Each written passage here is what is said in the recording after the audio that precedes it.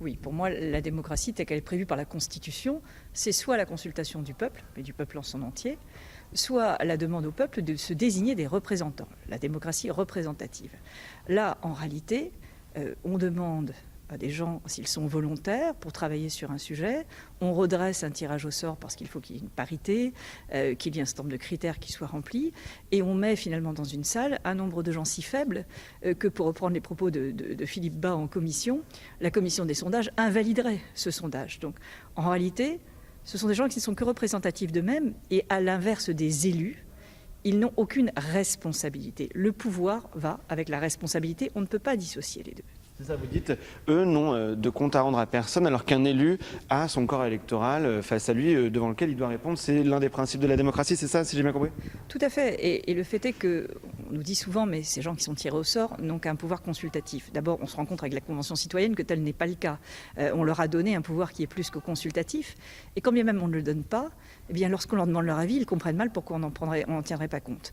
Donc, ils vont pouvoir avoir un effet sur des décisions qui sont des décisions nationales, et cet effet ne sera pas suivi d'une responsabilité. On ne leur demandera jamais de compte, car ce ne sont pas eux qui, au bout du compte, prendront la responsabilité et la décision de laquelle quelqu'un d'autre aura à répondre finalement. Donc on voit, ça résonne avec l'actualité du jour, hein. C'est pour ça que c'est intéressant ce projet de loi et cette nouvelle lecture. Qu'est-ce que vous dites aux critiques qui disent que le Sénat est rétrograde parce que ça a été un succès d'avoir des gens qui se sont investis sur un dossier et que ça a été une forme de réponse à la crise de nos institutions qu'on avait senti depuis le grand débat et la crise des Gilets jaunes? Vous voyez, il y a toute une suite logique dans l'histoire. Qu'est-ce que vous répondez à tout ça?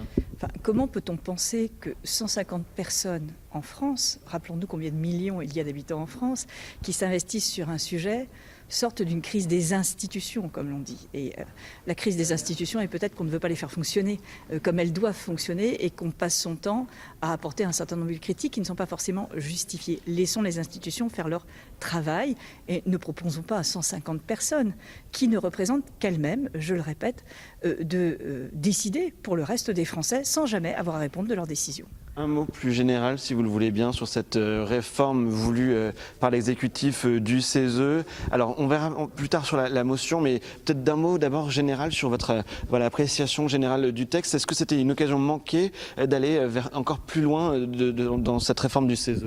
Le CESE est une institution ancienne qui a été créée en 1925 et qui est une institution consultative. Force est de constater qu'elle n'atteint pas sa cible, puisqu'encore aujourd'hui, c'est une institution qui travaille en autosaisine, c'est-à-dire qu'elle se consulte elle-même à 80%. Donc le texte avait pour vocation de réparer en quelque sorte cette situation, et à mon sens ne fonctionne pas, car soit on demande au CESE, en tout cas on lui permet dans la loi de faire ce qu'il faisait déjà sans loi, ce qui fait que ça n'apportera rien de particulier, soit effectivement on en diminue les membres pour les remplacer par des gens qui sont tirés au sort, et je ne vois pas en quoi ça lui apporterait une force particulière. Donc ce texte, à mon sens, n'atteint pas non plus sa cible, qui était de redonner un certain lustre au CESE et de lui redonner sa place dans les institutions. Venons-en justement à vos propositions qui ont été retoquées par celle de la commission de l'Assemblée nationale, par l'Assemblée nationale, et qui fait qu'on va arriver à cette motion aujourd'hui de renvoi après un désaccord de la CMP. Qu'est-ce que vous proposiez pour justement donner un meilleur usage de cette chambre ? Alors, nous n'avions pas une très grande latitude dans le travail, puisqu'il était déjà très orienté par le projet de loi qui avait été déposé, et nous ne pouvons pas nous en éloigner fondamentalement. Mais nous avions d'abord diminué, certes, le nombre de membres du CESE, mais pas selon un critère arbitraire qui était celui de 25% décidé par le gouvernement, ou plutôt décidé par le président de la République, car c'est l'explication qui nous a été donnée. Nous en avions supprimé une partie des membres, mais qui n'étaient pas ceux qui représentaient ce qu'on appelle la société civile organisée. Donc un critère de choix pour conserver des membres qui ont encore un sens. Nous avions supprimé bien sûr le tirage au sort, qui à mon sens ne peut en aucun cas figurer dans un projet de loi organique, qui est directement tiré de la Constitution. Et nous avions aussi supprimé la possibilité pour le gouvernement de saisir le CESE à la place d'autres organes consultatifs, ce qui n'avait pas grand sens puisqu'il ne le saisit déjà pas.